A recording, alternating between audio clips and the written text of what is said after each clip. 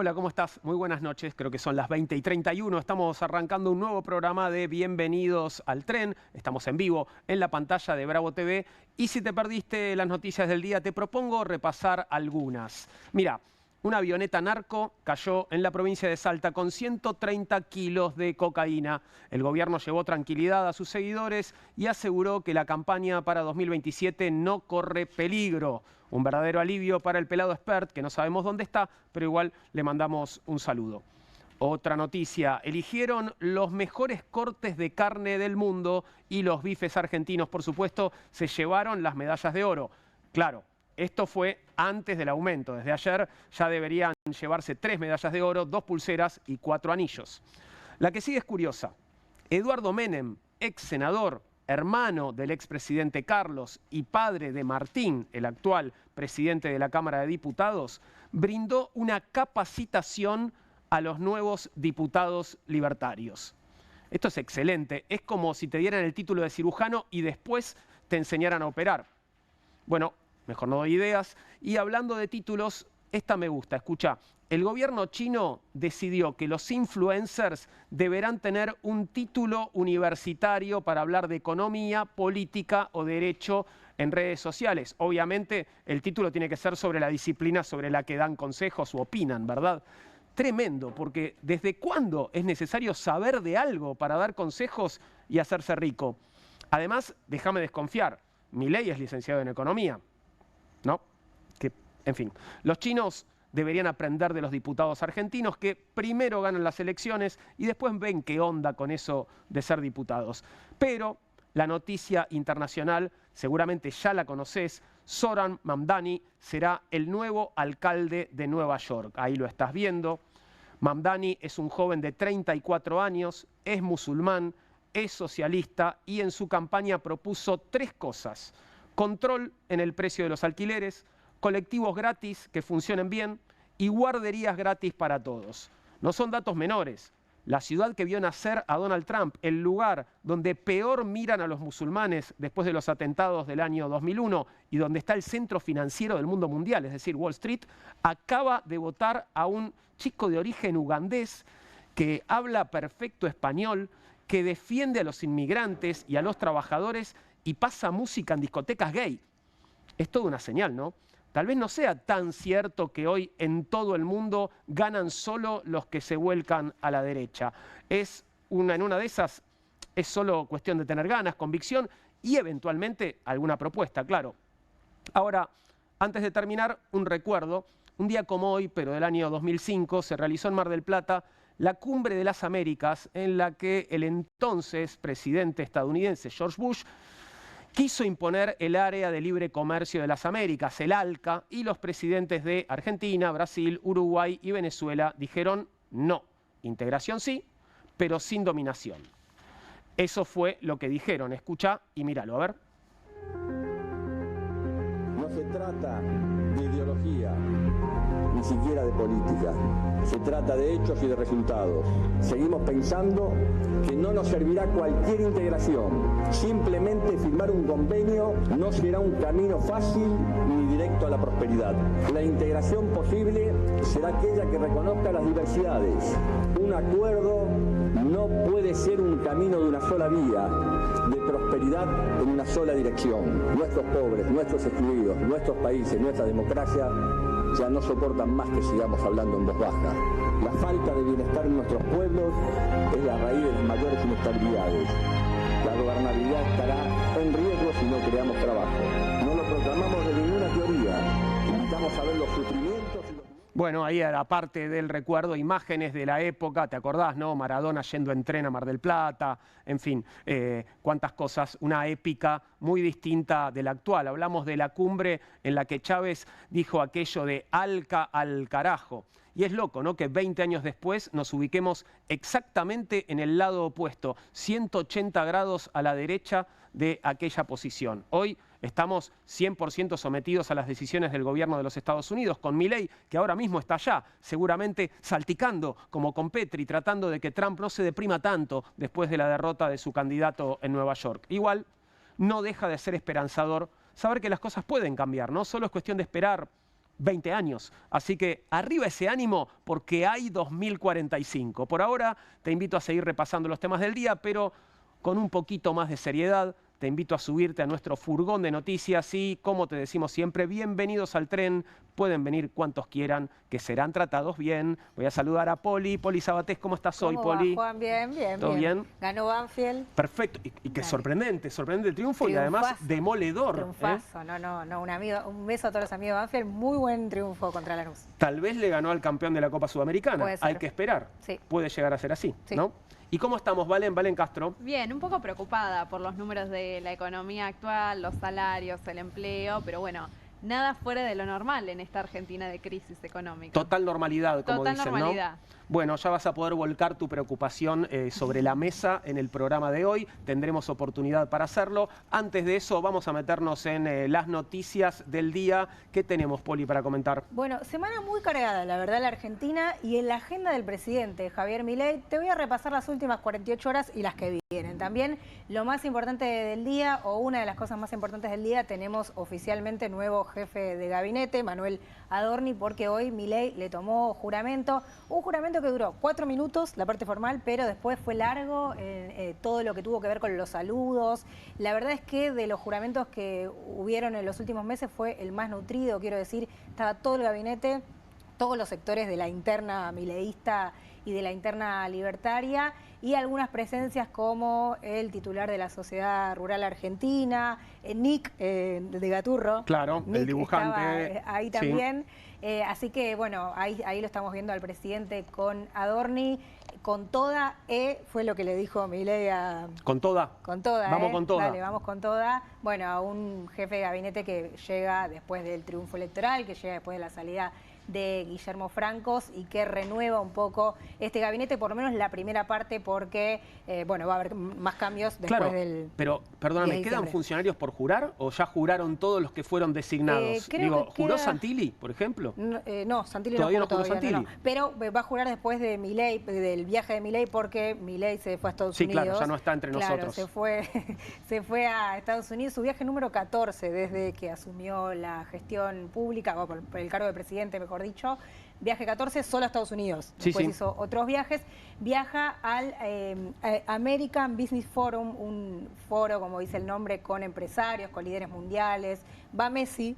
Todavía había una especulación de si iba a haber foto o no entre el presidente argentino y el astro del fútbol. Rafa Nadal también, ¿no? Rafa Se hablaba Nadal, de la presencia. Will Smith, el actor también. Bueno, Donald Trump, con Donald Trump ya está confirmado que no va a haber encuentro entre los dos mandatarios, pero con Messi todavía había alguna idea. Me dicen, ¿está hablando ahora Messi? No, Milei. Ah, Milei. Milei. ¿Quién está hablando, Messi o Milei?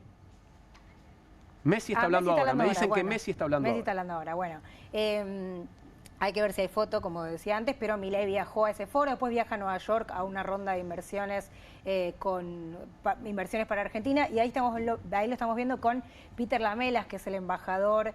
Voy a agregar el polémico embajador, no porque yo ponga este adjetivo, sino porque generó mucha polémica su designación aquí en la Argentina, porque recordemos que antes de ser ratificado por el Senado norteamericano, dijo frases como: vamos a Argentina a apoyar a la gestión libertaria, tiene que seguir presa Cristina Fernández de Kirchner. Bueno, había sido muy cuestionado su injerencismo directo en la política nacional. Sí, porque prometió además hacer algo que el presidente no hizo en 2 años de gestión, que es ir a visitar a todos los gobernadores, seguramente para buscar negocios, ¿no? Sí, recorre la provincia, exactamente. Bueno, Milei lo recibió, allí lo vemos con el embajador, y después, como decía, viajó a Estados Unidos y después viaja a Bolivia, la asunción de Rodrigo Paz, bueno, el presidente electo de Bolivia también, así que... ¿En la misma gira o pasa por Argentina antes? No, está volviendo, pasa por Bolivia. Sí, va a Miami, va a Nueva York y a la vuelta va con su equipo, con su comitiva a Bolivia, así que bueno, va a estar ahí un par de días en Estados Unidos. Fred Machado se va a Estados Unidos también. Sí, claro, pero no porque quiere, en este caso. No es un viaje ni diplomático, ni de turismo, ni de negocio. Se va extraditado finalmente. Hoy era la fecha límite. ¿Qué hora es? Son las... Bueno, en 1h20 sale su vuelo, más o menos ya está el operativo en el Aeropuerto Internacional de Ezeiza. Recordemos, Fred Machado, bueno, personaje tristemente célebre, detenido en 2021 sospechado por sus vínculos con el narcotráfico y por ser uno de los que financió a José Luis Espert, el candidato que tuvo que salir eyectado de la Libertad Avanza y que después le dejó el lugar a Santilli. Él dice que financió a más gente, Él ¿no? dice que financió a más gente y recordemos... Sí, ¿qué ibas a decir? No, que, perdón, está la expectativa, me parece, puesta también en lo que pueda declarar en los Estados Unidos, porque él eso adelantó, iba. cuando yo hable, digamos, se revienta todo, ¿no? A eso iba. Recordemos que él dijo que le mandó un mensaje a Santiago Caputo, asesor de Milei, diciendo, si me mandan a Estados Unidos, yo hablo. Y se cae el país, dijo, no se cae el gobierno, se cae el país. Así que bueno, hoy es la fecha señalada, en un ratito nomás viaja a Estados Unidos, veremos, y lo juzgan en Texas, así que bueno, veremos qué pasa con eso también. Vuelvo al territorio nacional porque el gobierno confirmó que va a abrir el periodo de sesiones extraordinarias en el Congreso. Un poco se veía venir, ya lo hizo en años anteriores, del 10 al 31 de diciembre serían estas sesiones, se está esperando la publicación oficial, pero bueno, lo que quería el gobierno es tener un Congreso más favorable después de la elección del otro día para tratar, por un lado, el presupuesto nacional 2026 y por otro, las grandes reformas.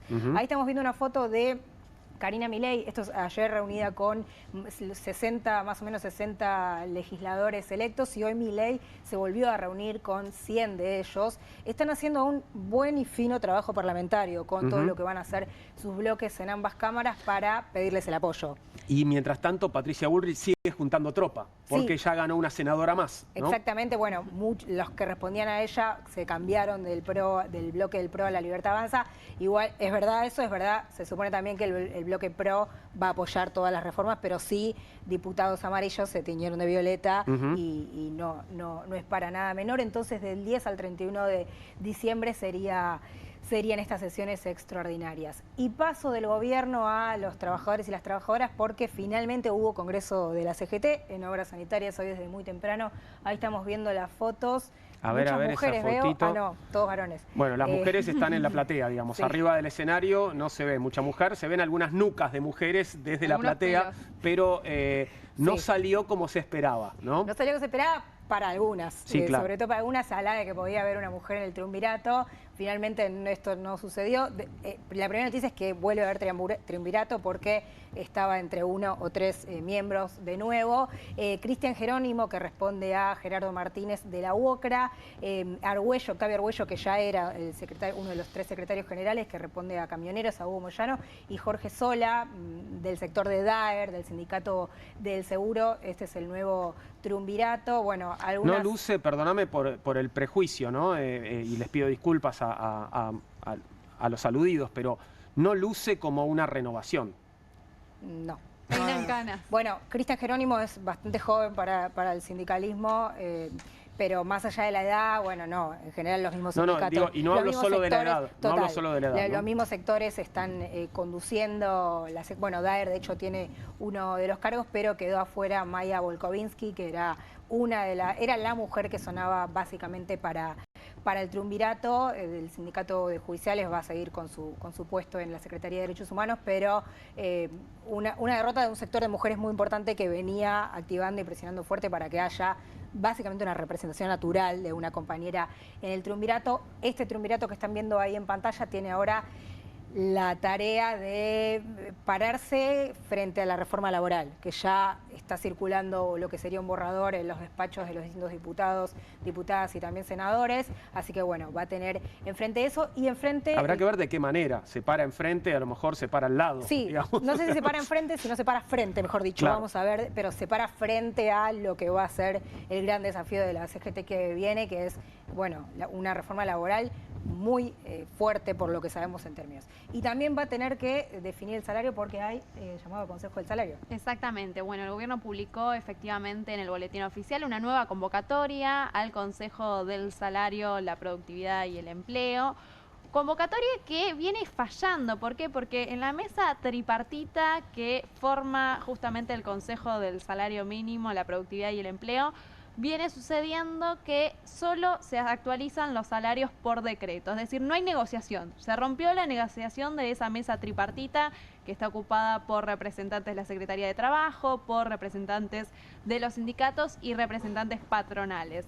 Aquí lo que estamos viendo en pantalla es justamente un cuadro que nos muestra cuál es la diferencia entre el salario mínimo y esas canastas básicas, que son lo mínimo que se requiere para vivir en sociedad y no estar considerado por debajo de la línea de la pobreza. Bueno, una diferencia muy grande. Hoy el salario mínimo a valores de agosto, que ha sido la última actualización, está en 322.000 pesos, ¿no? Muy lejos de las canastas básicas, por ejemplo, para una familia que está cercana a 1.176.000 pesos. En un hogar de 4 integrantes necesitarías para poder cubrir esa canasta básica que trabajen los 4, es decir, los 2 adultos y los 2 niños. Si uno piensa que hay 2 niños y 2 adultos, los niños deberían salir a trabajar, porque ya solo con los 2 adultos, con un salario mínimo, no lograrían cubrir eso básico que se requiere para no ser considerado por debajo de la línea de la pobreza, ¿no? Pero lo mismo pasa, estoy viendo el cuadro que traías, Valen, y lo mismo pasa con el hogar de una persona. Digamos, con el salario mínimo vital y móvil no llegás a cubrir la canasta básica para una persona. Exactamente, que está en 380.000 pesos la canasta básica para una sola persona.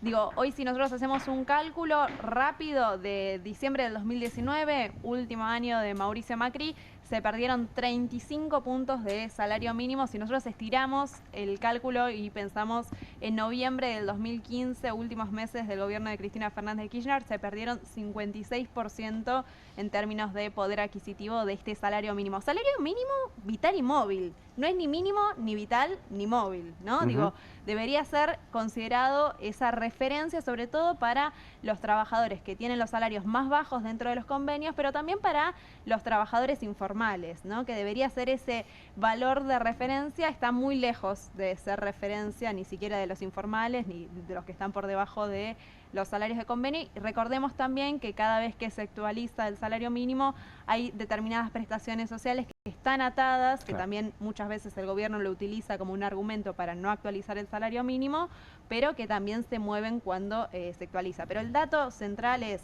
el salario mínimo está por debajo de la década de los 90 y el gobierno no ha conseguido ni una sola negociación en esa mesa tripartita del Consejo del Salario, sino que todas las actualizaciones fueron por decreto. Eso da cuenta de cuál ha sido un poco la estrategia del gobierno en términos de salario. Bien, ¿y hay alguna idea de en cuánto podría, en qué porcentaje podría llegar a actualizarse? La reunión sería este 26 de noviembre, todavía no hay idea, todavía faltan días. Se tiene que conocer el número de inflación de noviembre en el medio, que sale el 14 de noviembre. Así que también se piensa que va a ir por ese 2%, ese 3%. El tema, digo, estamos hablando de valores a agosto de 300.000 pesos, que están muy por debajo de lo que se requiere para no ser considerado pobre. Salimos un poco de la actualidad de nuestro país para mirar hacia afuera, para mirar al mundo. Vamos a mirar a los Estados Unidos y lo que sucedió en varias elecciones. La más importante, no sé si la más importante, la que más repercusión ha tenido en el mundo es obviamente la elección del alcalde de Nueva York, Zohran Mamdani, este dirigente muy joven, solo 34 años y con características, tiene todo, digamos, todo lo necesario para ser una especie de enemigo perfecto para Donald Trump. Y de hecho, Donald Trump de alguna manera lo eligió como enemigo, ¿no? Si bien están, bueno, a alturas diferentes, pero así lo ha señalado. Y también Zohran Mamdani recoge el guante y elige a Donald Trump como su adversario político. Fíjate cómo le hablaba a Donald Trump en su discurso después de ganar la elección. Míralo. So Donald Trump, since I know you're watching, words for you. Turn the volume up.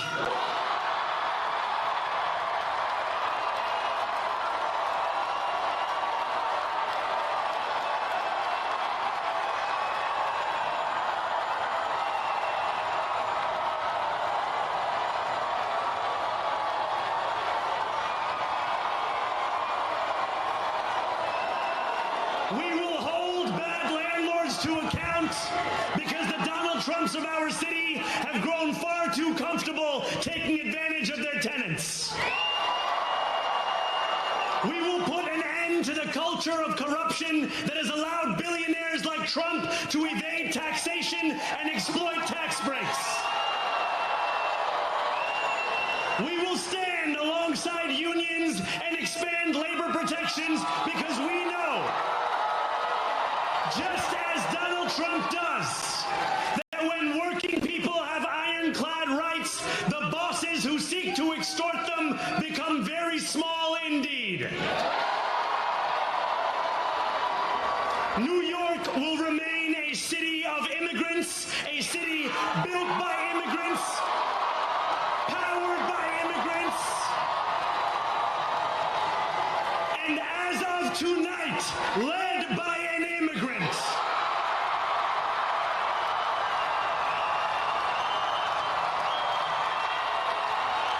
So, Bueno, es muy impresionante escuchar a un político estadounidense, bueno, que además ahora es el alcalde de Nueva York, defendiendo a los inquilinos, defendiendo a los trabajadores y defendiendo a los inmigrantes. La verdad es que, Y ¿cuánto además, hace que no vemos algo así, no? No, y además hizo una campaña muy propositiva que creo que es un poco lo que faltó acá en las elecciones, o por lo menos para el peronismo fue una de las grandes críticas, muy propositiva, con propuestas bien concretas sobre alquileres, sobre transporte público. Creo que esa fue una de las claves para leer a este candidato y su resultado, ¿no? Sin duda. Vamos a hablar sobre esta elección y sobre otras que se llevaron adelante en los Estados Unidos con Marcelo Sabatés. Sí, te suena el apellido, efectivamente, es el tío de Poli, Sí. lo podemos decir, pero digamos, no solo por eso va a hablar con nosotros, es profesor de Filosofía y Estudios Latinoamericanos en el Columbia College en Chicago y hace muchos años que vive en los Estados Unidos y puede contarnos en detalle qué significa esto que está sucediendo en estos días. Marcelo, te saludamos desde Bienvenidos al Tren, buenas noches, ¿cómo va? Hola, ¿qué tal? ¿Me escuchan? Sí, perfecto, perfecto, muchas gracias. Muy bien. ¿Nos escuchás Muy bien? Sí, perfecto.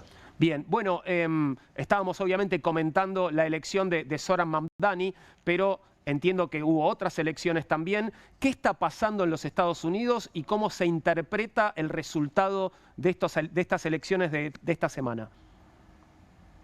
Sí, yo creo que el análisis principal es una reacción en contra del gobierno de Trump y de las políticas de Trump. Eso es, me parece, el eje principal de los resultados de ayer. Por supuesto, lo de Mamdani es muy interesante, como dijo Poli, las propuestas específicas fueron importantes. También en el contexto de la ciudad de Nueva York, que es una ciudad que normalmente vota 70-80% demócrata, hay que tener eso en cuenta, y Mamdani no es el primer alcalde de izquierda en la historia de Nueva York tampoco. No podría decir si es el más de izquierda electo de la historia, supongo que no, pero en ese contexto, en distintos lugares, en estados o provincias más moderadas como Nuevo Jersey o Virginia, también ganaron los demócratas con candidatos más centristas. Entonces, me parece que la oposición a Trump es el eje de todas estas elecciones. Ese es mi punto de vista. Lo de Mamdani hay que entenderlo como un movimiento doble de ser muy atractivo para sectores jóvenes, inmigrantes, sectores que tal vez a veces no votan, con lo que decía Poli de las propuestas concretas en una situación económica relativamente difícil que tiene Nueva York, precio enormemente alto de los alquileres, precio alto de los transportes públicos, precio enormemente alto de de los productos alimentarios. Por eso una propuesta como la de él, de abrir como mercados gobernados por el Estado, que compitan, esto no es comunismo ni nada parecido, que compitan con sectores privados, es algo muy atractivo para los habitantes de Nueva York.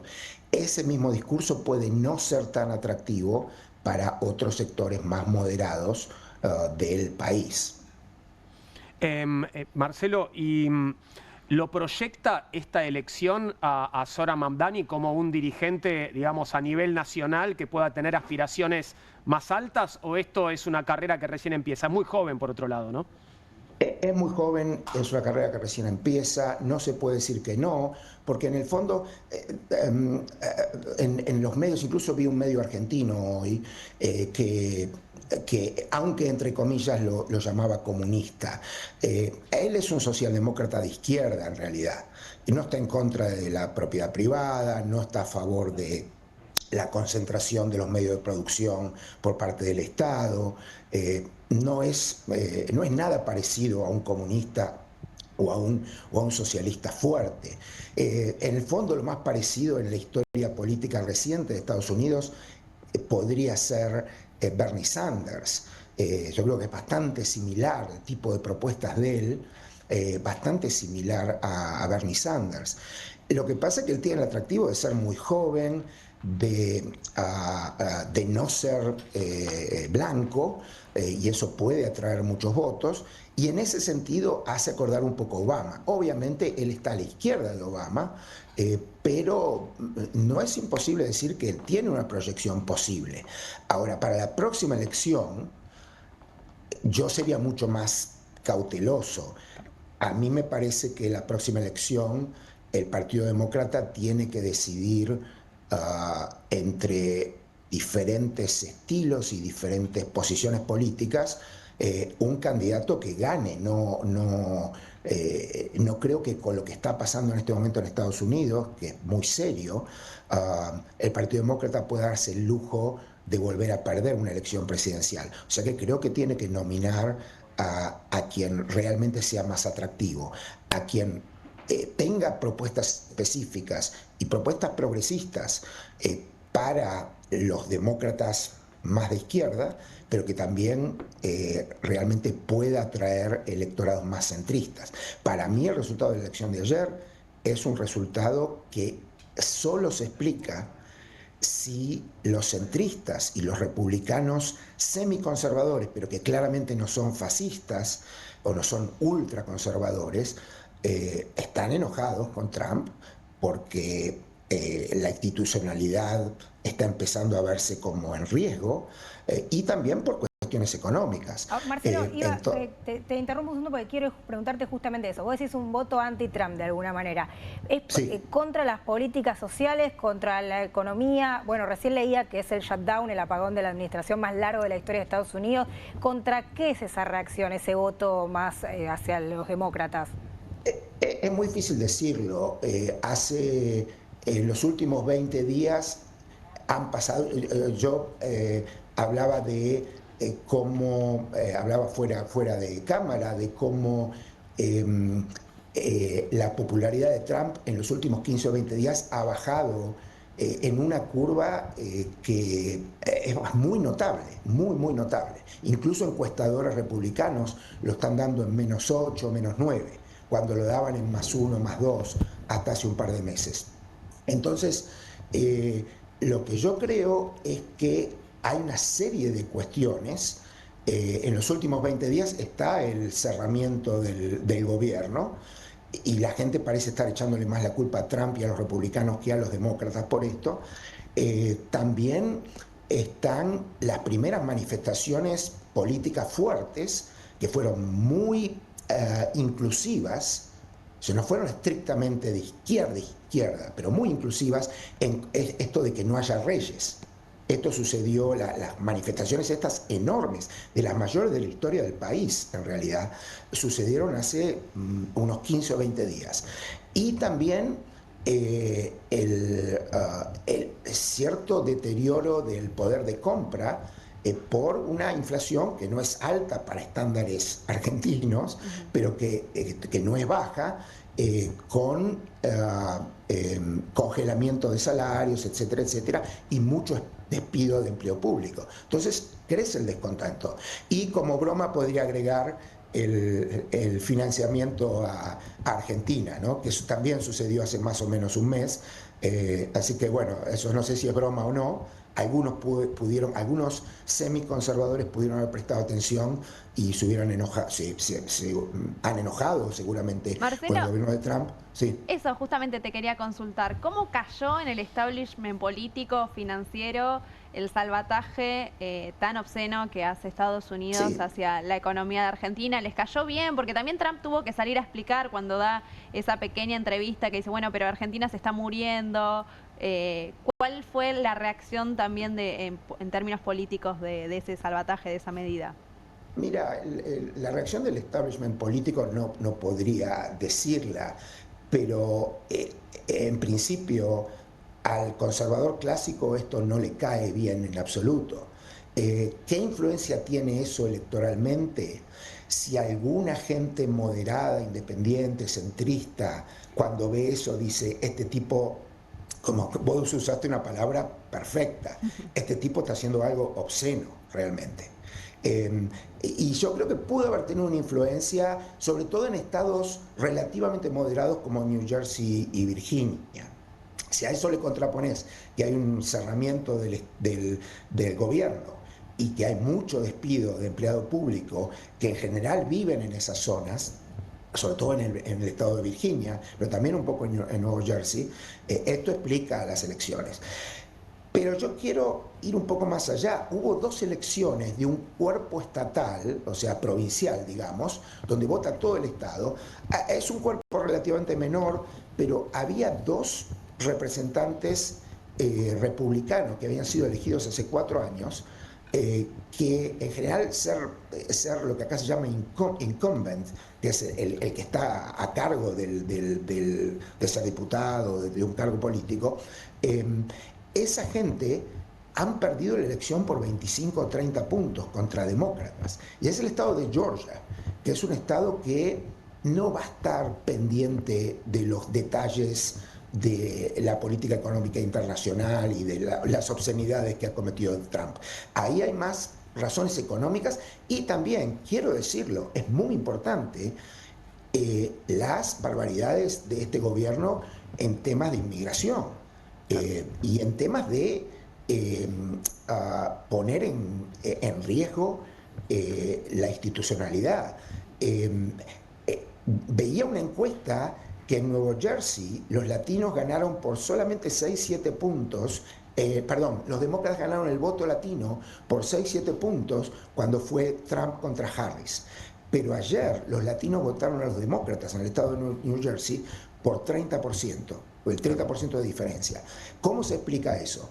En principio, la mejor explicación, hasta que Pew Research o alguna encuesta seria te desglose los resultados de un boca de urna o algo así, pero la primera explicación obviamente es que la política inmigratoria es inaceptable para latinos que no creyeron o no quisieron creer lo que iba a hacer este gobierno. Claro. Entonces eso es muy importante también.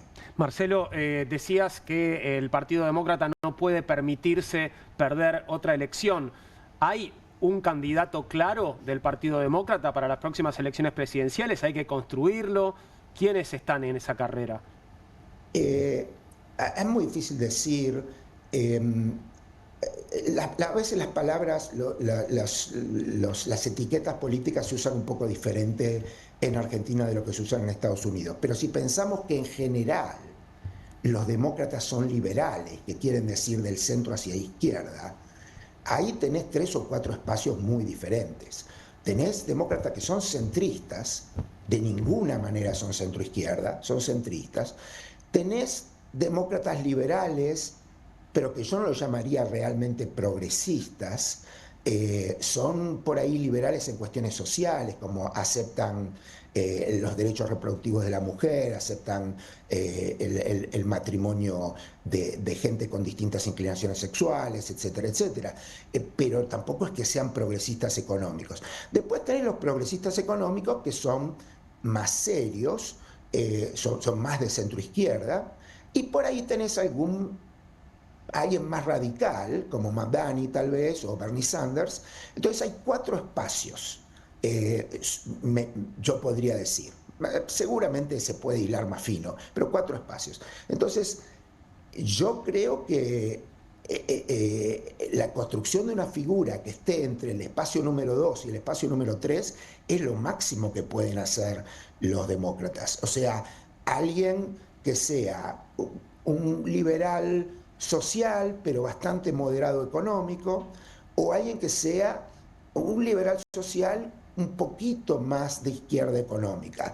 Y en ese último espacio, o entre los dos espacios, porque hay que ver todas las cartas sobre la mesa, el gobernador de California y el gobernador de mi estado, de Illinois, son dos figuras importantes.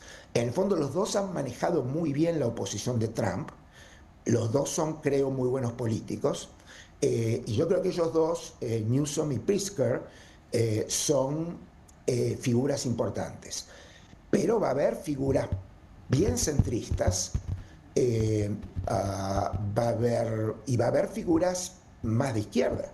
Claro. Entonces, ¿quién va a emerger? Yo creo que va a ser entre los casilleros 2 y 3, porque los centristas van a perder los votos bien progresistas y alguien radical va a perder los votos centristas. Y de nuevo, acá está en juego la institucionalidad fuertemente. Si esto sigue así, puede cambiar, pero si esto sigue así, está en juego la institucionalidad. Entonces, por eso digo que no se pueden dar el lujo. La próxima elección presidencial no es una elección más. Vuelvo a Trump un segundo. Bueno, ahora vivís en Chicago, una ciudad muy progresista. Perdón, como familia no me acuerdo dónde vivías en el primer mandato de Trump, si en Kansas, que es bastante más conservadora, o si ya estaban en Chicago. Pero ¿ves diferencias entre la primera administración Trump y la segunda? ¿Se radicalizó un poco más ahora? ¿Cómo está eso? Sí, no, nosotros estábamos en Chicago eligiendo departamento para vivir en el momento que Trump fue elegido la primera vez. O sea que vivimos todo el primer periodo de Trump en Chicago y el segundo hasta ahora también. Tu pregunta no es por tener el mismo apellido, pero tu pregunta es buenísima. Sí, hay una diferencia. El primer gobierno de Trump incluyó una buena cantidad de moderados, que se le fueron yendo, pero él nunca se animó a hacer las peores cosas. Este gobierno es mucho más radical. Sin ninguna duda se nota una diferencia y se nota en el día a día.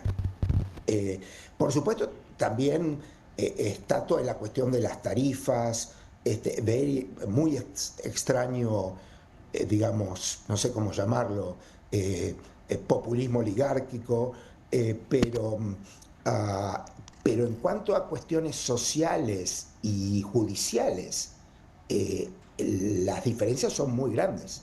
Digamos, está al borde de la ilegalidad en muchísimas cosas. Eso no pasó sistemáticamente en el primer gobierno.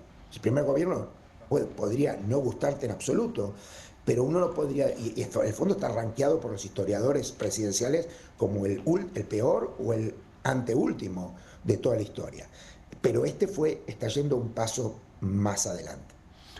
Marcelo, trazando un poquito un paralelismo, una comparación con lo que viene pasando aquí en Argentina, hablabas al principio e interpretabas el resultado de estas elecciones de ayer como una reacción a la política de Trump, ¿no? A esta gestión. Acá recordarás que tuvimos en septiembre la elección en la provincia de Buenos Aires con un triunfo muy contundente del peronismo, la principal oposición al gobierno de Milei, pero después en octubre la cosa cambió y mucho, y se interpreta que hubo una especie de reacción justamente del voto antiperonista. ¿Imaginás que podría pasar algo parecido con votantes de Trump que reaccionen a esta especie de ola demócrata?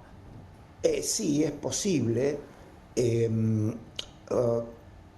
pero ha habido algo así en el 2017, en algunas elecciones más parciales, y luego en el 2018 los demócratas han ganado con cierta comodidad, pero es posible. Igual la lógica de los dos países es muy diferente. Esto es una cosa para hablar muy largo. Yo tampoco estoy enterado día a día de la realidad argentina, pero hay diferencias muy importantes. Por ejemplo, el voto de los jóvenes. Acá el voto de los jóvenes todavía sigue siendo fuertemente demócrata y fuertemente progresista socialmente, si no económicamente tal vez no tanto. Yo lo que parece verse el voto joven de Argentina es un poco más preocupante. Por otra parte, estas reacciones, en parte el resultado de la elección, ustedes lo habrán dicho y ustedes lo saben mucho mejor que yo, pero a mí me da la impresión de que el resultado de la elección argentina, de la segunda, no de la provincia, sino de la general, tiene mucho que ver con yo llamaría un voto chantaje, digamos, el chantaje económico de lo que pasó con la deuda, etc. Y mucha gente con miedo. Sí, Trump puede intentar algo así acá, no sé si tanto económico, puede intentarlo por el lado político, puede empezar a decir nos invaden los comunistas marcianos o este tipo de cosas. Por supuesto puede pasar, ¿no? Y acá hay gente que cree todo, ¿eh? Sí, seguramente. Sí. Seguramente. Sí. Marcelo, muchas gracias por este rato que nos diste. Bueno, no sé si tienen que arreglar algún tema familiar. Poli, No, sería ahora. un abrazo grande, espero verte pronto. Sí, nos vemos en diciembre.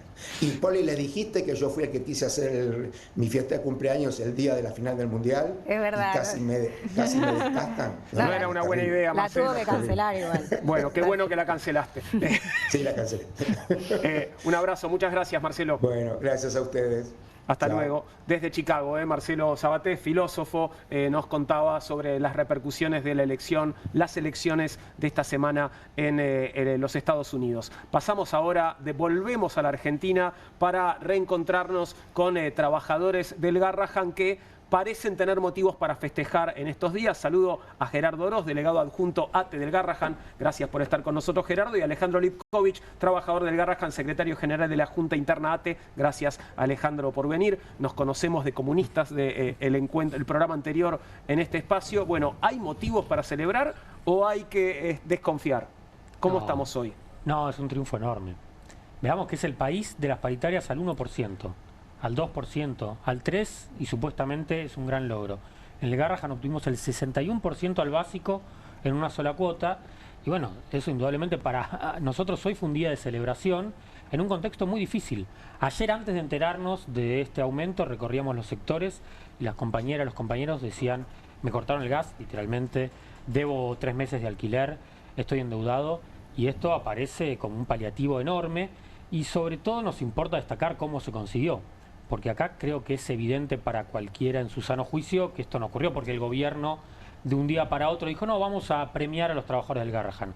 Hubo una lucha durante 6 meses con una huelga muy dura, muy esforzada, que enfrentó muchos ataques del gobierno, descalificaciones públicas, mentiras sobre los números del hospital.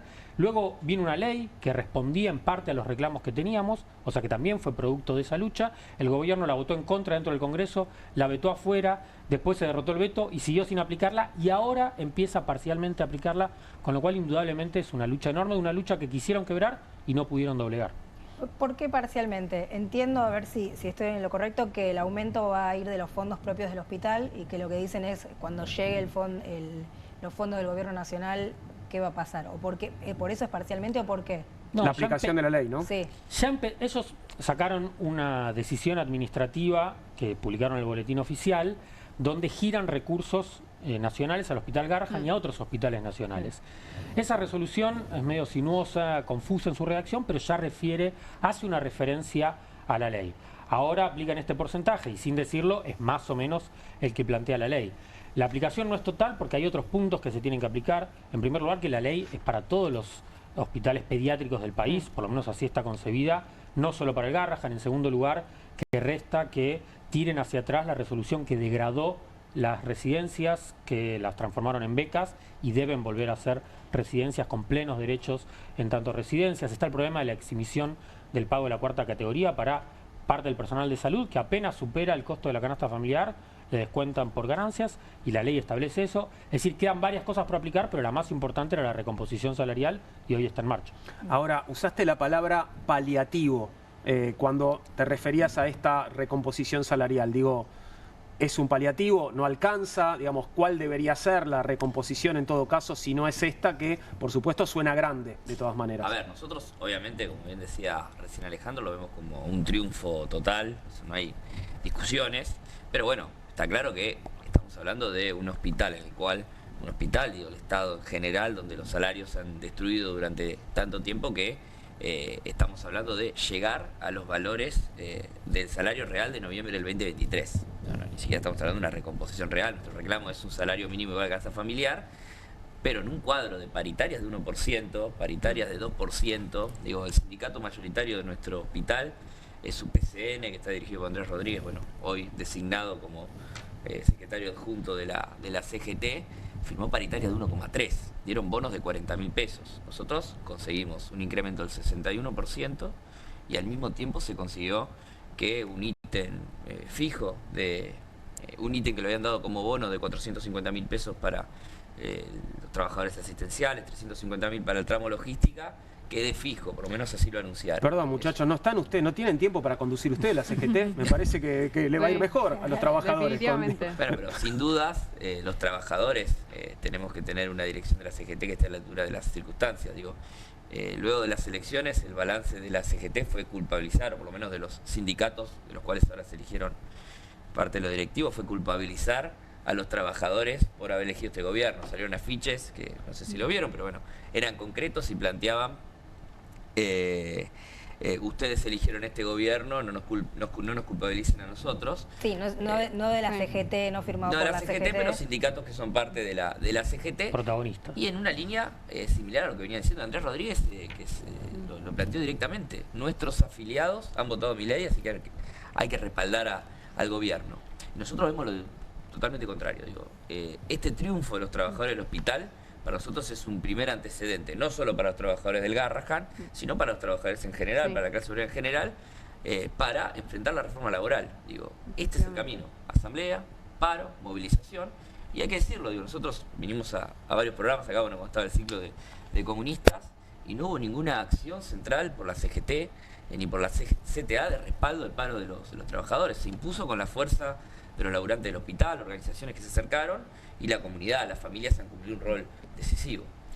Recién mencionaban, bueno, esto no empezó ahora, sino es una lucha sostenida como mínimo por los últimos 6 meses. ¿Ustedes creen que también eso generó un consenso social que con el Garrahan no se podía meter el gobierno, como en ese momento, bueno, habían sido las universidades?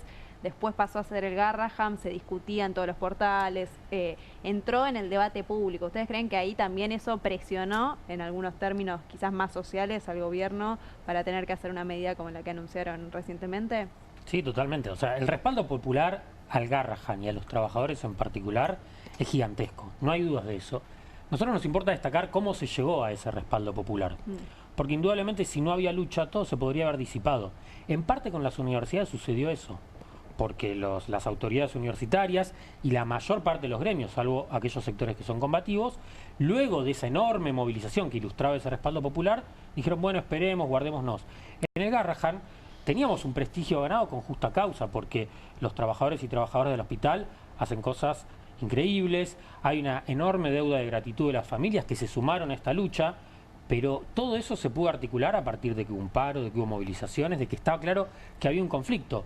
Nosotros siempre destacamos que esta etapa del conflicto empezó cuando los residentes del hospital, que ya tenían un prestigio ganado y que pedían y no les daban el apunte, fueron al paro, y en un momento al paro por tiempo indefinido.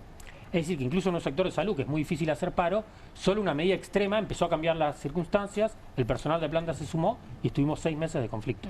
Ahora, justo antes de que les otorgaran este aumento, esta recomposición del 61%, se había dado esta situación de toma de la dirección porque les habían descontado los días de paro, ¿no? ¿Esa situación en qué quedó? A ver, nosotros, bueno, como bien decís, tuvimos muchas medidas de fuerza y hubo descuentos de 500.000 pesos, 600.000 pesos a enfermeras, instrumentadoras quirúrgicas que estaban, maestras jardineras, que estaban reclamando por aumento de salario, lo cual es algo verdaderamente criminal. Bueno, después de esa jornada nosotros sostenemos un fondo de lucha para tratar de paliar un poco la situación.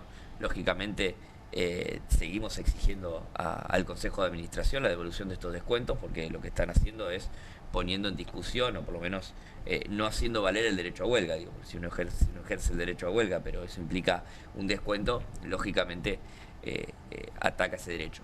Pero bueno, seguimos reclamando por eso, y la dirección, cuando decía la dirección es importante también enmarcarla. La dirección es Mariano Piroso, que es un personaje que viene del Hospital Bonaparte, es una línea de desguace de todo el gobierno. Ya hicieron un desguace en el Hospital Bonaparte, bueno, también se ha tratado el tema, ahora quieren aplicar lo mismo en el Garrahan, y bueno, se han topado con una resistencia muy fuerte por parte de los trabajadores.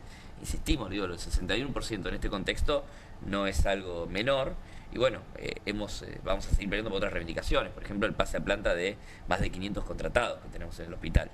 Ellos van por un régimen, obviamente, van por una reforma laboral. Ahora, mientras tanto, van aplicando reformas de hecho, van tratando de destruir la planta permanente. Digo. Entonces, bueno, vamos a enfrentar esa política.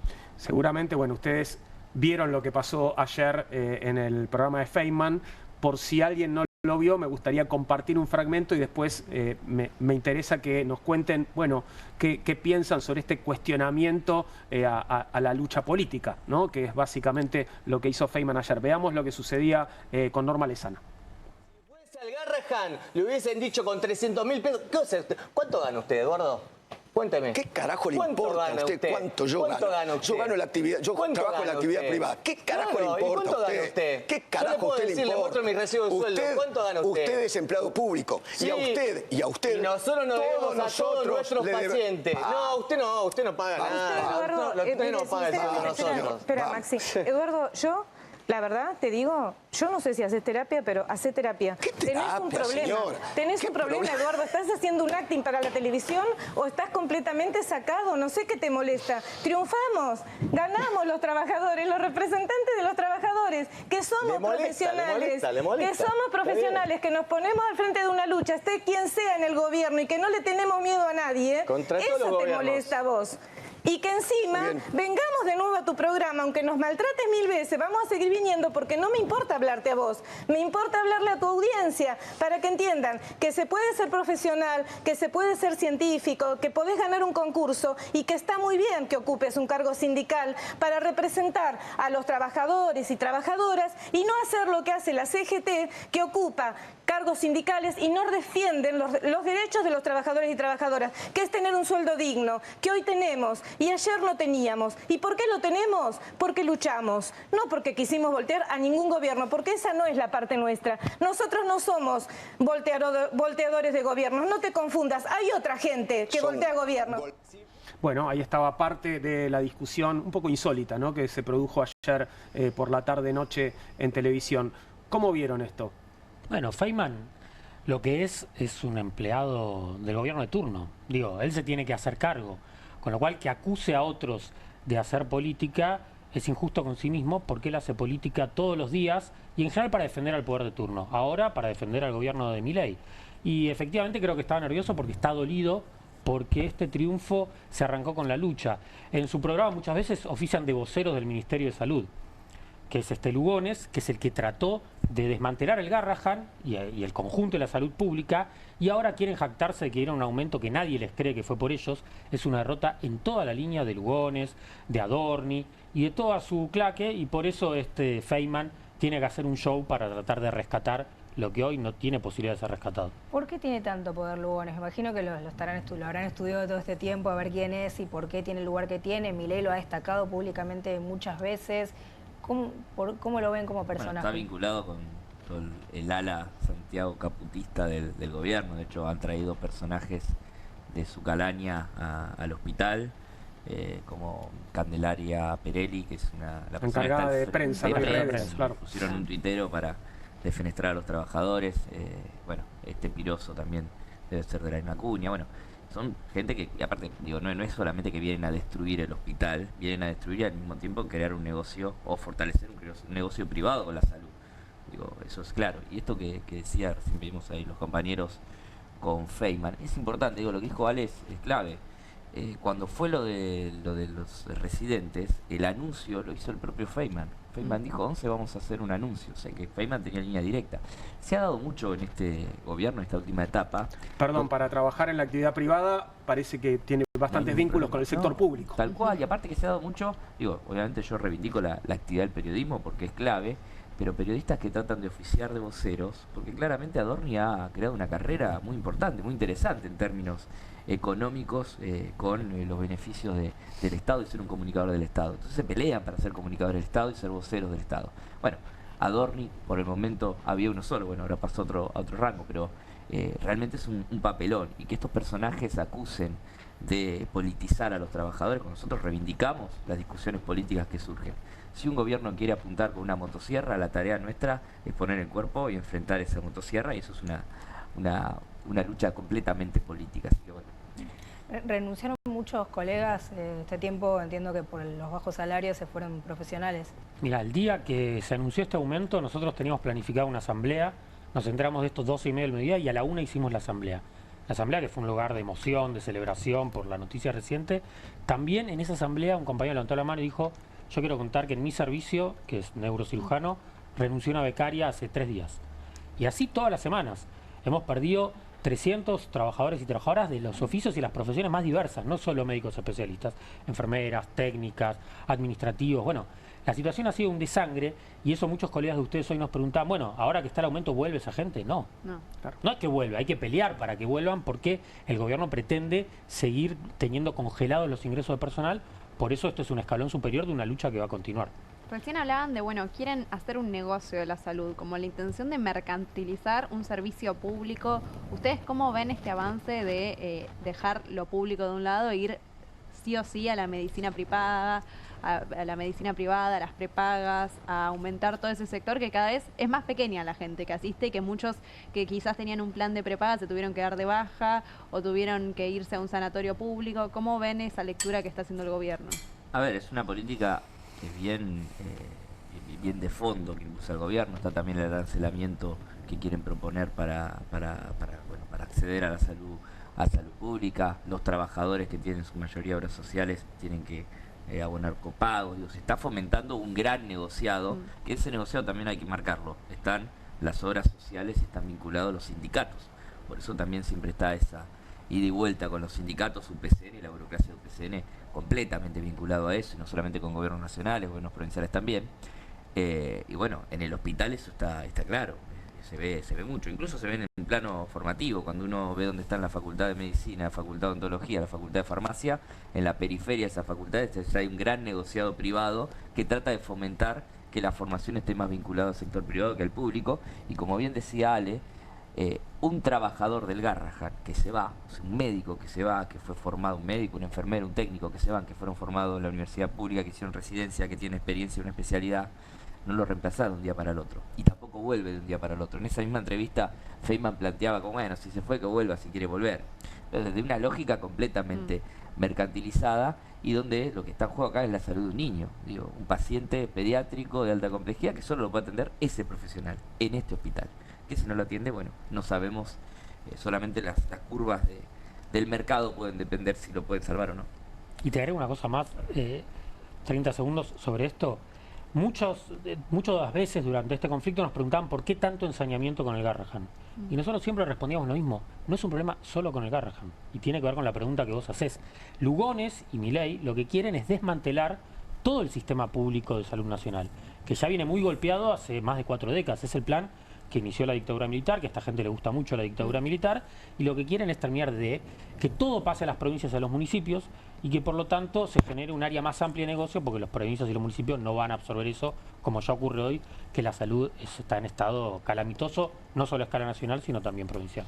Motivos para celebrar hoy, y decías, bueno, la lucha continúa. ¿Cómo? ¿De qué manera continúa la lucha? ¿Y cuáles son los objetivos ahora? Bueno, ahora en primer lugar tenemos que hacer un balance de todo lo que hemos hecho y nos vamos a hacer reuniones por sector, recorrer el hospital, charlar y ver, acomodarnos rápidamente a esta nueva situación. Seguimos reclamando contra los descuentos, porque esos descuentos, es decir, todo esto, el aumento no compensa los descuentos, porque igual le metieron la mano en el bolsillo a gente que no llegaba a fin de mes. Tenemos un fondo de huelga, vamos a convocar a compañeros y compañeras a que aporten, y sobre todas las cosas, seguir la lucha por el pase a planta, por la implementación total de la ley, y nos preparamos para enfrentar la reforma laboral. Vos decías lo de la CGT, nosotros, a diferencia, los sindicatos de la burocracia a veces dicen conseguimos tal cosa, nosotros decimos lo conseguimos. Nosotros tuvimos la responsabilidad de ponernos al frente o de colaborar con la organización de una lucha que fue colectiva. Lo que necesitamos en la CGT es una dirección que permita que los trabajadores se preparen para enfrentar esta situación que va a ser muy dura. Hablabas del logro colectivo y coincido, ¿no?, en que es un logro, por supuesto, primero y principalmente de ustedes, de los trabajadores del Garrahan, pero todas esas familias que los acompañaron y, bueno, y la comunidad que se puso al lado, creo que también tiene mucho que ver, ¿no?, que es efectivamente un triunfo de todos en un sentido, ¿no? Exactamente, y remarcamos, eso es clave, pero partiendo siempre de una lucha que pudieron dar los trabajadores. Digo, nosotros lo decimos siempre, colgamos el día 10 de diciembre una bolsa pillera que dice la motosierra de Milei por el Garrahan no pasará. Bueno, un desafío que nos propusimos. Desde el minuto 1 llamamos a organizar a los trabajadores. Los primeros meses nos costó, porque muchos de los que están en el hospital habían votado al gobierno, y bueno, acordaban con la política del gobierno, pero bueno, poco a poco se empezó a ver cuál era la política que ellos llevaban adelante, cuáles eran los puntos débiles que tenían, y por qué la organización de los laburantes es más fuerte. Digo, llamamos a que haya 1, 2, 3, 4, 5 Garrahan, porque se puede torcer el brazo este gobierno, y bueno, frente a la parálisis, la desmovilización que presenta la CGT, creemos que podemos enfrentar la reforma laboral y podemos terminar con este plan de ajuste que nos está llevando a la miseria. Gerardo, Alejandro, gracias a los dos por haber venido y bueno, y felicitaciones, digo, claro, y a disfrutar el momento. Vamos a hacer una pequeña pausa, enseguida continuamos y vamos a hablar de dolarización. Dolarización aquí, dolarización en otros lugares del mundo. ¿Vendrá la dolarización? Pronto lo sabremos. Esperanos, ya volvemos con Bienvenidos al Tren.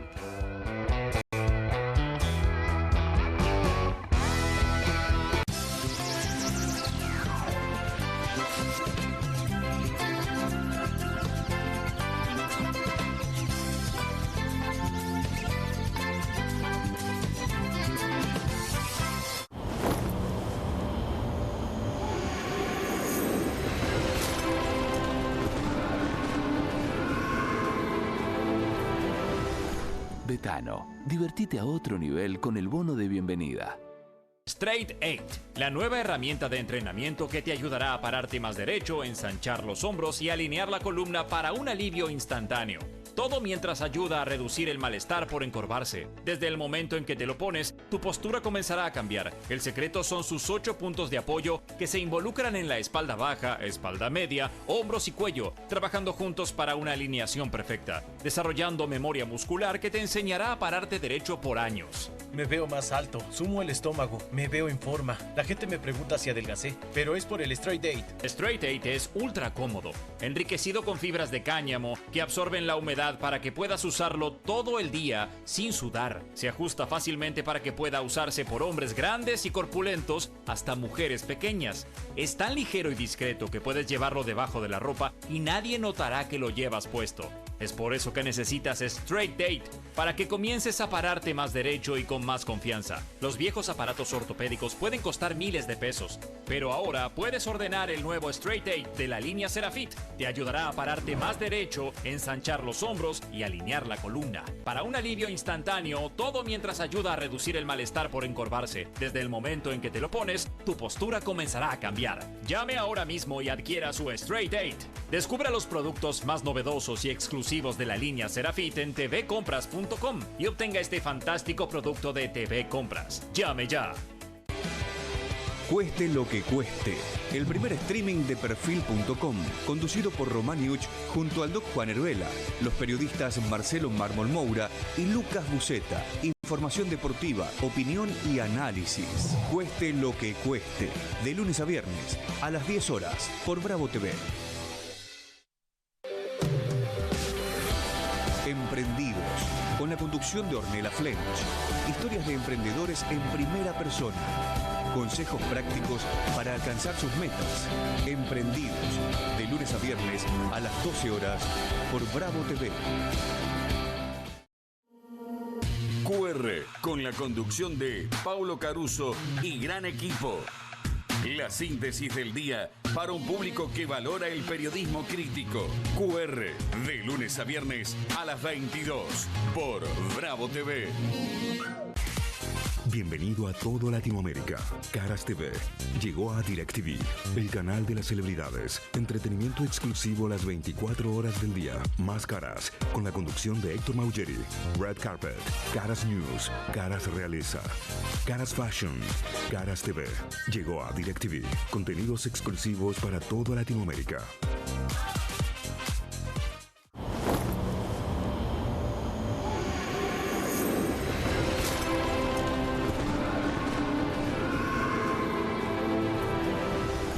Betano, divertite a otro nivel con el bono de bienvenida.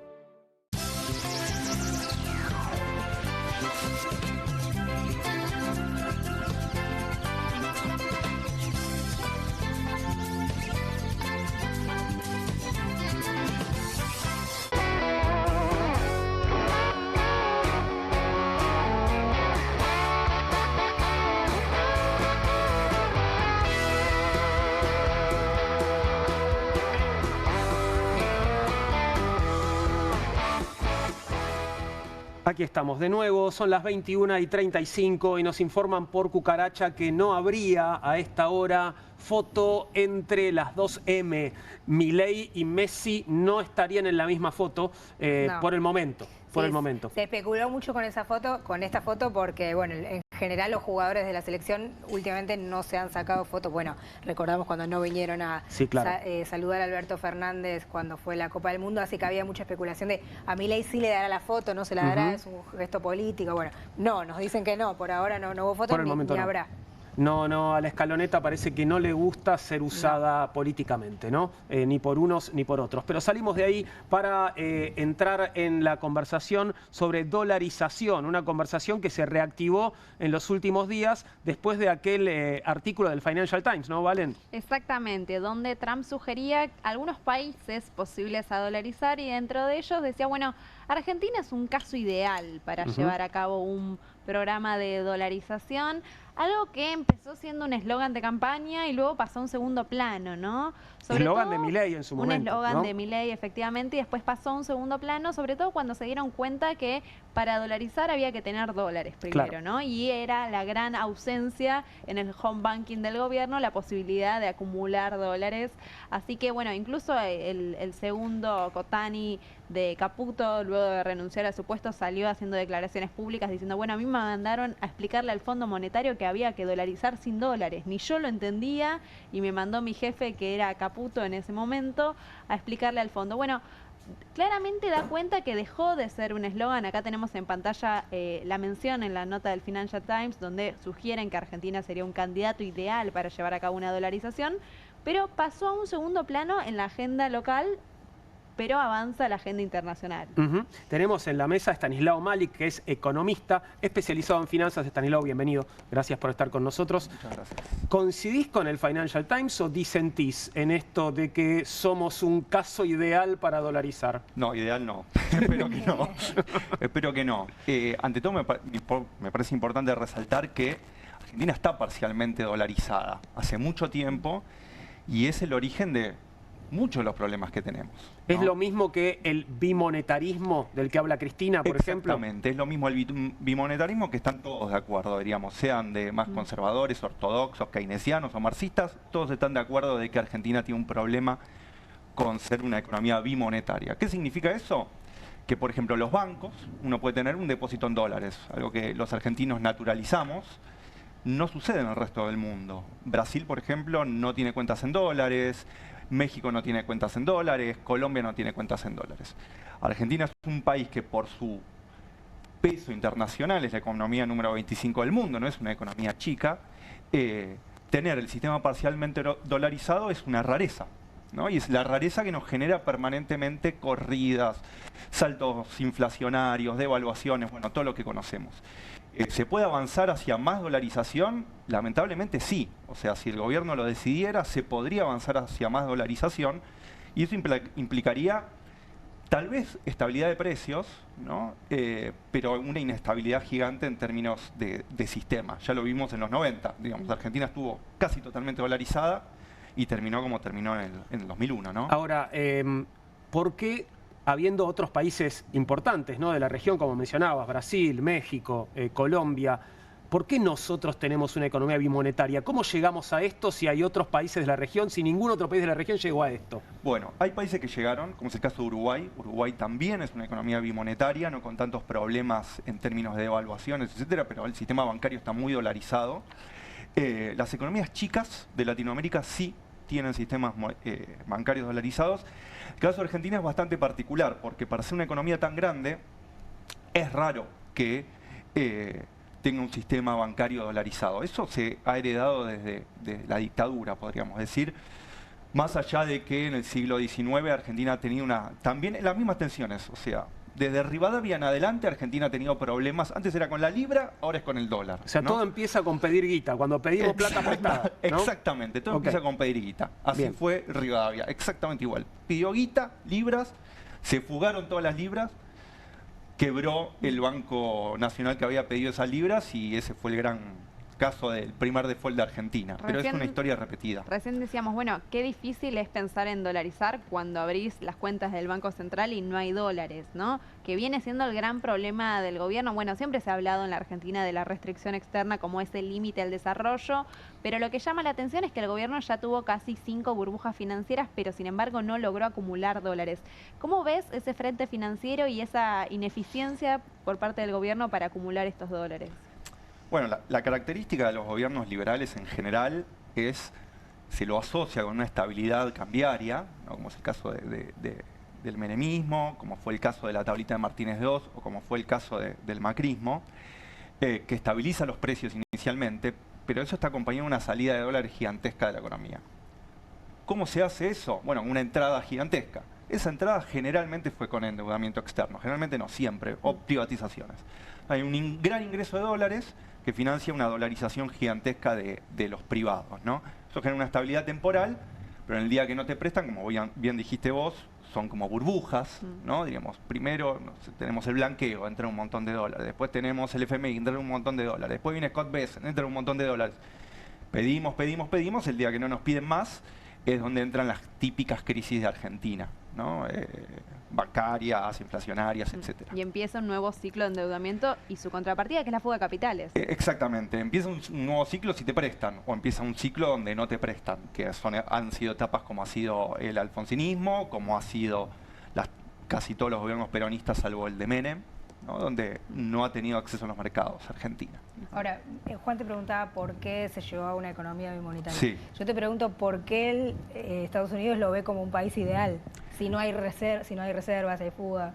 A ver, los números de Argentina son números chicos para un país como Estados Unidos, ¿no? En términos de salida de dólares, de préstamos, etcétera. Hay que tener en cuenta que somos el país que más le debe al Fondo Monetario, por lejos, ¿no?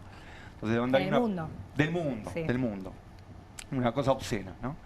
Pero le sale muy barato a Estados Unidos tener el apoyo de la economía número 25 del mundo con un alineamiento incondicional en la ONU, en todas las votaciones internacionales, y en una situación donde Latinoamérica está tensada por los intereses de China, ¿no? Entonces, con esa competencia internacional que se está dando, donde Brasil está jugando con gobierno de centro-izquierda, donde en Chile hay un gobierno de centro-izquierda, donde en México hay un gobierno de centro-izquierda, tenemos en Argentina una economía importante, la tercera economía de Latinoamérica, diciendo, bueno, si a mí me dan dólares, yo voy para donde vos quieras, te doy lo que vos quieras, me acomodo a lo que vos digas.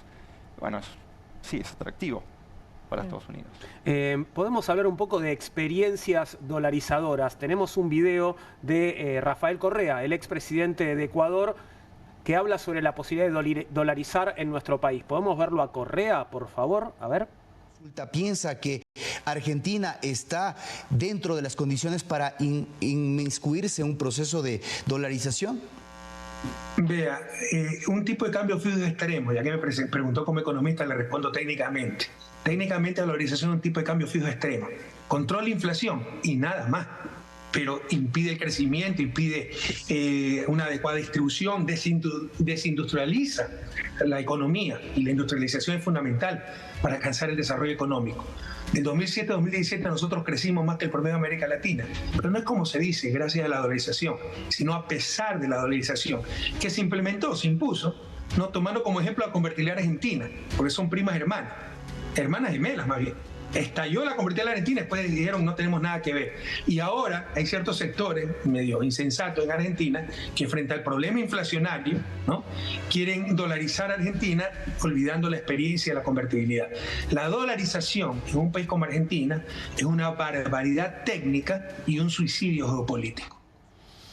¿Qué opinas sobre lo que dice Correa? Absolutamente correcto. Digamos, y yo creo que no tenemos que ir a tecnicismos para entenderlo, sobre todo para los que somos un poquito más viejos, que vivimos los 90. Eso que sucedió en los 90, como les comentaba antes, sucedió muchísimas veces en la historia argentina. Anteriormente la llamada convertibilidad de los 90, que fue el 1-1 con el dólar, era la convertibilidad con la libra, ¿no? En el siglo XIX o principio del siglo XX. Y pasaba lo mismo. Eran etapas de estabilidad de precios, de auges, que terminaban explotando por el aire. Así, sistemas bancarios que volaban por el aire, gobiernos que volaban por el aire. Entonces, más allá de los tecnicismos, que no es una clase de cómo funciona un sistema bancario, la conclusión de todos los sistemas de convertibilidad o de moneda ajena adoptada como moneda propia terminan igual, que es cuasimoneda circulando porque los gobiernos no tienen capacidad de emitir moneda, entonces las provincias empiezan a emitir su propia moneda, corralitos como ha sucedido en el caso de Grecia, expropiación de depósitos, o sea, todas esas situaciones que vivimos nosotros en el 2001 son las típicas situaciones de este tipo de esquemas monetarios que son realmente antiguos, es como el patrón oro, diríamos. Por eso hay muy pocos países que lo tienen. Pensar en un país donde el Banco Central no tiene ningún rol, que es una invención fabulosa, digamos, el Banco Central. Los bancos centrales han solucionado el problema de las crisis financieras a nivel planetario en el siglo XX. Es decir, no vamos a tener un Banco Central, es como retroceder 200 años en la historia monetaria de un país para una situación que incluso sería como una propuesta medio mágica, ¿no? Igual no fue por ese camino, ¿no? Digo, eso fue retórico. El Banco Central sigue estando ahí. El Banco Central sigue estando ahí. Y además sumaron casi otro Banco Central que fue el Tesoro a través de darle el poder de intervenir cuando el dólar se desestabilizaba dentro de esas bandas de flotación cambiaria. Pensar en un país sin Banco Central, bueno, sería en el caso de una dolarización, sería un país sin Banco Central. Pero justamente, como me comentan, el Tesoro tuvo que intervenir, el Banco Central tuvo que intervenir, porque esta propuesta de Milei, diríamos, de la economía austríaca, etcétera, etcétera, son, la verdad, que cosas extremadamente marginales y bastante chifladas, si quieren que les diga la palabra correcta, y de un desconocimiento histórico muy profundo. Entonces, ellos pueden proponer que no exista el Banco Central, pero cuando son gobierno, lo necesitan. Lo necesitan. Es como esto de decir, no tiene que haber salud pública. Ahora, algo le pasa no quiero generalizar, pero a los argentinos y a las argentinas con el dólar. Y la idea de la dolarización cala hondo. Hay mucha gente que dice, y yo la entiendo porque su salario es muy bajo y porque es muy difícil vivir, voy a empezar a cobrar en dólar. ¿Por qué es tan grande esa conquista simbólica y cómo se le explica a los trabajadores no va a ser bueno para ustedes, para nosotros? Bueno, la locura de Argentina, podríamos decir, por el dólar, es algo también generalizado en Latinoamérica. O sea, cuando uno ve los otros países latinoamericanos, Chile tiene una formación de una compra de dólares muy grande, los uruguayos también tienen una compra de dólares muy grande, con lo cual no es una locura nuestra. Es algo, el dólar es la moneda hegemónica a nivel mundial. Bueno, es el Messi, el Maradona y el Pelé junto de las monedas, ¿no? Y nosotros tenemos acá el que juega de 5 en Cambacere. Y decir, ¿por qué no elegís quedarte con el peso? Ahí, mirá, me está dando la opción de quedarme con la mejor moneda del mundo. Por eso en Brasil te dicen, no podés, en México te dicen, no podés, en Colombia te dicen, no podés. Porque si todos elegimos la moneda a gusto y piacere, y sí, vamos a elegir el dólar, por una cuestión de conveniencia personal, que no es la conveniencia grupal o la conveniencia social. Entonces, esa construcción en Argentina de gobiernos liberales que han permitido, que han propuesto esta solución medio mágica, que es, bueno, vamos todos a comprar dólares, no pasa nada. Bueno, sí pasa. Pasa que destruimos una construcción social que es la moneda, destruimos una construcción social que es el sistema bancario, las finanzas, etc. Y a medida que uno va perdiendo soberanía en eso, que la soberanía también es una construcción, después reconstruirla es realmente difícil. Lo que es seguro es que, insisto, no hay soluciones mágicas. Entonces, cuando alguien le dice, mira, vos vas a cobrar en dólares, a ver, no vivís en Estados Unidos. Es como decir, alguien que vive en un país africano o subsahariano.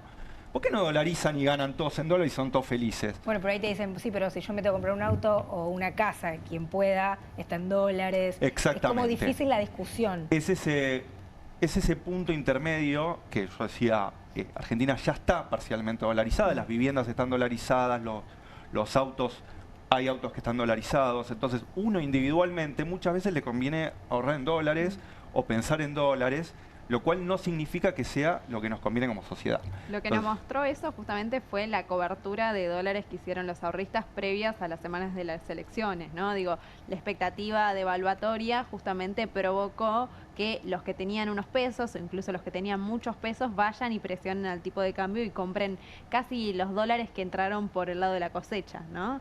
Entonces ahí también pasa esta cuestión de decir, bueno, se piensa en una economía dolarizada, pero también hay una presión por ir a comprar y cubrirse una devaluación. ¿Cómo la ves en ese sentido? No, sí, digamos, esa situación de Argentina, de país bimonetario, genera estas rondas de devaluaciones permanentes, inflaciones que ya conocemos,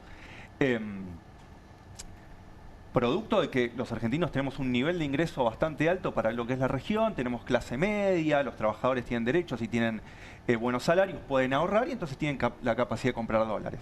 ¿Cuál es la propuesta de muchos países latinoamericanos? Es bueno que los trabajadores no ganen un mango, entonces no compran dólares y está todo súper estable, que vendría a ser la propuesta de no tener industria, de no tener CONICET, no tener innovación, no tener Garrahan, no tener salud pública, no tener educación pública, no tener trabajadores que ganan salarios dignos, por ende no tienen capacidad de ahorro, por ende el país es estable. O sea, es la calma de los cementerios que se dice siempre, ¿no? ¿Qué sucede? Cuando los argentinos tenemos capacidad de ahorro, o tenemos, aunque sean momentos difíciles para muchos, bueno, puedo juntar un poquito, me puedo comprar una casa. Ya sabemos que Argentina está metida en esta coctelera cambiaria. Entonces siempre vamos a buscar la compra de dólares. Y bueno, ahí está el intríngulis, diríamos, lo que no se puede resolver, que es esto que les decía. Si todos ahorráramos en pesos, bueno, no tendrías devaluaciones, no tendrías crisis, no tendrías... Y bueno, pero... Hay que revertir todo Es una construcción política, claro, no es un Excel. Claro. Y es muy difícil, ¿no? Ahora, hacías una descripción, Estanislao, ya un poco cerrando la conversación y terminando el programa, describías una especie de repetición histórica, ¿no? que viene dándose en la Argentina. Hablamos de repeticiones, bueno, todo empieza de una manera y termina de la misma manera. ¿Hay alguna posibilidad de que esto no termine en un colapso? A ver, sí, seamos optimistas, diríamos. Hay una posibilidad que no termine en un colapso. No hay posibilidad de que no termine en tensiones. ¿Okay? Siempre hay tensiones. Una tensión, por ejemplo, es el tipo de cambio paralelo. Si nosotros vemos que en los últimos 6 meses salieron la bicoca de 24.000 millones de dólares compraron en Argentina, que para que se den una idea la gente que está viendo, el FMI nos prestó 14 y compramos 24. O sea, una locura total, ¿no? Bueno, de repente en vez de dolarizar dicen volvemos a poner un control de cambios. Y bueno, sí va a haber un dólar paralelo. Va a haber tensiones, va a generar conflictos.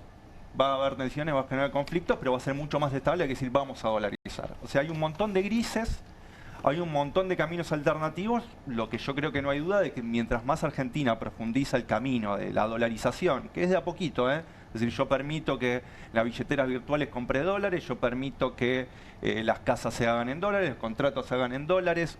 Cada vez que se avanza más en eso, más difícil es después desarmarlo y más profunda es la crisis en la cual siempre se termina el desenlace, digamos, ¿no? O sea, profundizar el camino por el que vamos solo nos llevaría a un nuevo desastre, digamos. Sí, que no implica que necesariamente vamos a hacer ese camino. El gobierno en una de esas dice, bueno, este es un gobierno que asumió diciendo que iba a hacer dolarización y mantuvo el control de cambios hasta las elecciones.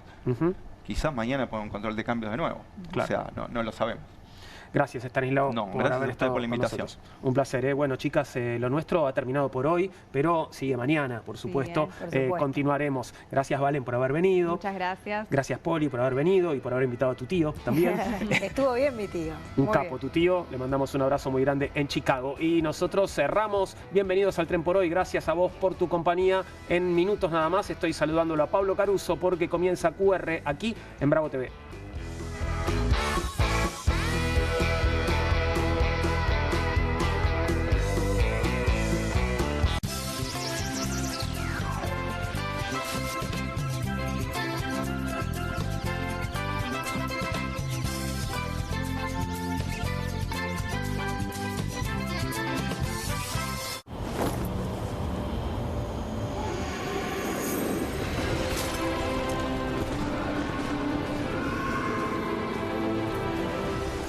Betano, divertite a otro nivel con el bono de bienvenida. Hay casa, hay freezer, hay helado, hay serie, hay sillón, hay bono helado, hay amigos, hay reunión, hay postre blog, hay cumple, hay bardo, hay mogul helado, hay postre, hay palito, hay helado chocotorta. Hay casa, hay freezer y tus chocolates y golosinas favoritas hechas helado. Cueste lo que cueste. El primer streaming de Perfil.com, conducido por Román Yuch junto al Doc Juan Heruela, los periodistas Marcelo Mármol Moura y Lucas Buceta. Información deportiva, opinión y análisis. Cueste lo que cueste. De lunes a viernes, a las 10 horas, por Bravo TV. Emprendidos, con la conducción de Ornella Flench. Historias de emprendedores en primera persona. Consejos prácticos para alcanzar sus metas. Emprendidos, de lunes a viernes a las 12 horas por Bravo TV. QR, con la conducción de Paulo Caruso y gran equipo. La síntesis del día para un público que valora el periodismo crítico. QR, de lunes a viernes a las 22 por Bravo TV. Bienvenido a todo Latinoamérica. Caras TV llegó a DirecTV, el canal de las celebridades. Entretenimiento exclusivo las 24 horas del día. Más Caras, con la conducción de Héctor Maugeri. Red Carpet, Caras News, Caras Realeza, Caras Fashion, Caras TV. Llegó a DirecTV. Contenidos exclusivos para toda Latinoamérica. Hay una casta superior que es los periodistas que si mienten, calumnian, injurian y dicen cualquier cosa. ¿Tenés ahí los nombres de los periodistas que tengo que meter en cana? No nos tomamos esto a la joda, como esos periodistas mentirosos. Y dentro de la cancha vale todo, que la vayan a buscar, la tienen adentro.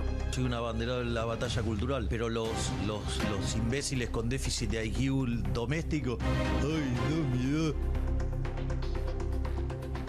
Mientras que las imbéciles de los periodistas... ¿Sabes la cantidad de periodistas que tengo para mandar a la hoguera? Las mentiras de los medios. Y periodistas ensobrados, operadores, basuras.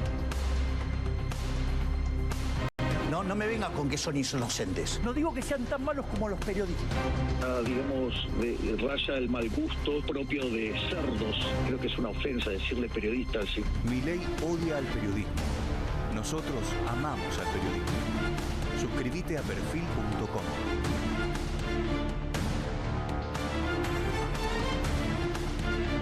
Straight 8, la nueva herramienta de entrenamiento que te ayudará a pararte más derecho, ensanchar los hombros y alinear la columna para un alivio instantáneo. Todo mientras ayuda a reducir el malestar por encorvarse. Desde el momento en que te lo pones, tu postura comenzará a cambiar. El secreto son sus 8 puntos de apoyo que se involucran en la espalda baja, espalda media, hombros y cuello, trabajando juntos para una alineación perfecta, desarrollando memoria muscular que te enseñará a pararte derecho por años. Me veo más alto, sumo el estómago, me veo en forma. La gente me pregunta si adelgacé, pero es por el Straight 8. Straight 8 es ultra cómodo, enriquecido con fibras de cáñamo que absorben la humedad para que puedas usarlo todo el día sin sudar. Se ajusta fácilmente para que pueda usarse por hombres grandes y corpulentos hasta mujeres pequeñas. Es tan ligero y discreto que puedes llevarlo debajo de la ropa y nadie notará que lo llevas puesto. Es por eso que necesitas Straight 8, para que comiences a pararte más derecho y con más confianza. Los viejos aparatos ortopédicos pueden costar miles de pesos, pero ahora puedes ordenar el nuevo Straight 8 de la línea Serafit. Te ayudará a pararte más derecho, ensanchar los hombros y alinear la columna. Para un alivio instantáneo, todo mientras ayuda a reducir el malestar por encorvarse. Desde el momento en que te lo pones, tu postura comenzará a cambiar. Llame ahora mismo y adquiera su Straight 8. Descubra los productos más novedosos y exclusivos de la línea Serafit en tvcompras.com y obtenga este fantástico producto de TV Compras. Llame ya.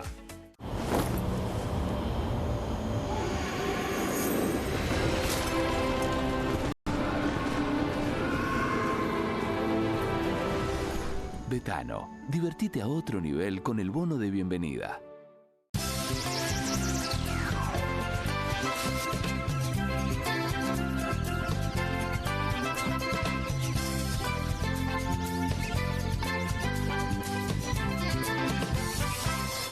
Aquí finaliza el horario de protección al menor.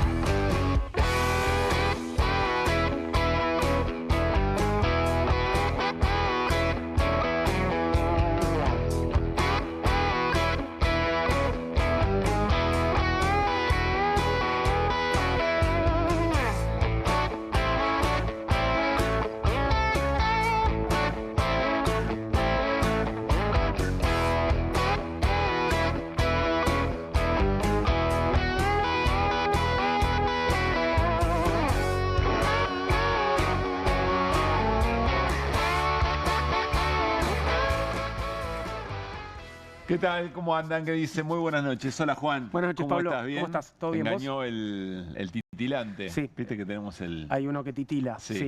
sí. Como las estrellas, por Claro, supuesto. así es. ¿Querés que empiece QR? Me encantaría que empiece QR y así le damos marcha al pase. Para Además. que empiece QR Hoy, ¿qué hay tenés? que mirarlo bien. Ah, muy bien. A ver. Ah, es espectacular. ¿Vos viste? Esas son las gafas de inteligencia artificial. Las gafas artísticas. Ah, muy bien. Sí. Bueno, te superás día a día, noche a noche. Ya no sé qué hacer. Bueno, ¿cómo estás? Miércoles por la noche. Quien Sí. dice miércoles noche, jueves. Buen fin de semana. Se viene, ya está. Ya la estamos. semana está cocinada. Así es, Sí, listo, sí, ya empezó. ya Hay lo tenemos. militantes del miércoles por la noche también, ¿viste? Sí, me encantaría. Me encantaría. Lo sé. Algún año poder militar un miércoles por la noche, en fin. Bueno, ¿viste todo el episodio? Sí, ayer me quedé, Violento. porque lo estabas adelantando Sí. y después me quedé a ver, bueno, lo que pasó en el programa de Feynman. Hoy tuvimos a dos trabajadores del Garrahan aquí con nosotros comentando también ese episodio, Claro. Entre otras cosas, pero entiendo que hay nuevos capítulos. Hay nuevo capítulo porque porque Eduardo Feynman, el conductor del programa, que agredió de la manera en que lo hizo a los trabajadores, a la trabajadora y el trabajador del Garrahan, pidió disculpas. Pero yo creo que podríamos pedir un bar. A ver si la sobre las disculpa, sí, porque viste que hay mucho, las disculpas son un género complejo. Sí, señor. Porque viste que Tenés razón. está la disculpa relativa, Sí. se usa mucho la expresión, si te molestó te pido disculpas, Sí. pero no es condicional. O sea, me pedís disculpas o me pedís disculpas si me molestó, Claro. por ejemplo. ¿no? Claro, exactamente. Sí. También está bueno, te pido disculpas, yo soy así, ¿no? Claro, bueno. ¿De qué se trata? A ver qué hizo Feynman con su violencia de anoche. Lo único que tengo para decirle a usted, que es nuestra audiencia todos los días, y a quien agradezco profundamente, es quizás el mal momento que les hice pasar. Pero es con ustedes, no con esta gente que estuvo sentada conmigo. Con ustedes. Es más, yo me vi y no me gusté. La verdad. Al principio sí, después no. Lo que pasa es que el vivo de una nota y el hecho de tantos años de enfrentar a esta gentuza, y no hablo por el Garrahan, hablo de gentuza sindicalistas. A veces uno, y se me fue, a ver, alguien me dijo hoy, y por ahí se te saltó la cadena, y por ahí sí, y por ahí le pido disculpas a usted, a quien me debo yo todos los días, a usted que está del otro lado. Le pido 1000 disculpas por ese mal momento. Yo me vi y no me gusté. Bueno, no pensé que fuera a estar de acuerdo con Feynman nunca, pero yo estoy de acuerdo. Que lo viste y no te gustó. Y no me gustó, claro. Sí, para mí es meme. Me vi, no me gusté. Para mí es meme. Va a ser aplicado en una enorme cantidad de situaciones. Sí, y está claro que, digo, no le está pidiendo disculpas No. a los trabajadores del Garrahan, digo, De se ninguna manera. encargó de subrayarlo. Por Pues otro es lado. que debe haber ocurrido una lectura interna o él mismo con los años que tiene de oficio se haber dado cuenta que no queda bien parado respecto de su audiencia o algo. Entonces le está pidiendo disculpas de alguna manera al propio show que él monta. Es decir, le falló a su propio show. Se le fue de las manos, es mi interpretación. Sí. Pero de ninguna manera le pide disculpas a quien ofendió, a quien efectivamente ofendió.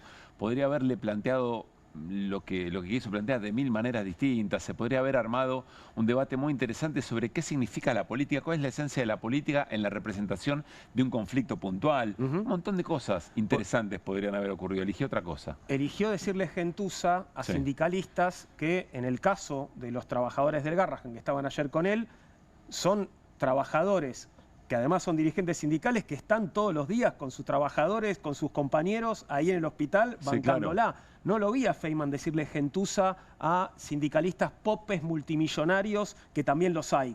No, A esos no les dice y que gentuza. seguramente los invita y muchos de ellos fueron renovados autoridades en la CGT en la jornada de hoy, o eventualmente trabajadores que están compartiendo su piso, que también, ¿no? Son referentes gremiales. Bueno, lo que pasa es que el modo en que arregla sus intereses Eduardo Feynman tiene muy poco que ver con el ejercicio sindical. Pero ya nos estaríamos metiendo en muchas cosas. Creo que está claro, porque además, vos decís, ¿respecto de quién? Hay un sector de la sociedad que vio lo que vio y le da la razón a Feynman, ¿no? Hay otro sector que dice todo lo contrario. Nosotros, por ejemplo, qué acto de violencia, qué acto de desprecio de la política, etcétera, etcétera, qué bajeza, porque él es el que pone, para sostener su idea, es él el que utiliza a los niños y las niñas que se tienden en el Garrahan. Y hay otro sector de la sociedad que come pochoclos y mira el entretenimiento. Es así. Bueno, un poco en esa pequeña escena, y en esta también, ¿no? Podemos pintar el momento en el que estamos, Juan. Una sola cosita más. Podés dedicarte a la actividad privada, pero eso no significa que no tengas en absoluto financiamiento público. No, claro. Podemos chequear sponsoreos. Pero además, Buenas noches. te sumo algo, nos vamos saludando de antemano, pero porque queda muy feo dejar la mano colgando, ¿no? Por otra parte. Pero ayer lo decíamos también, él seguramente, ponele que haya otros ingresos indirectos, pero él vive de la pauta publicitaria, de empresas que confían en su rating, y son empresas que lo que quieren es vender más productos. ¿Esos productos quién los compra? La gente. Nosotros, la gente. O sea, también es con la nuestra, eventualmente. Mirá vos si había una enorme cantidad de cosas para debatir y para charlar, pero bueno, cuando la violencia es un vector para atraer, para generar rating, para ganar una discusión o para acumular en una posición, pasan estas cosas y nos preocupan en términos generales.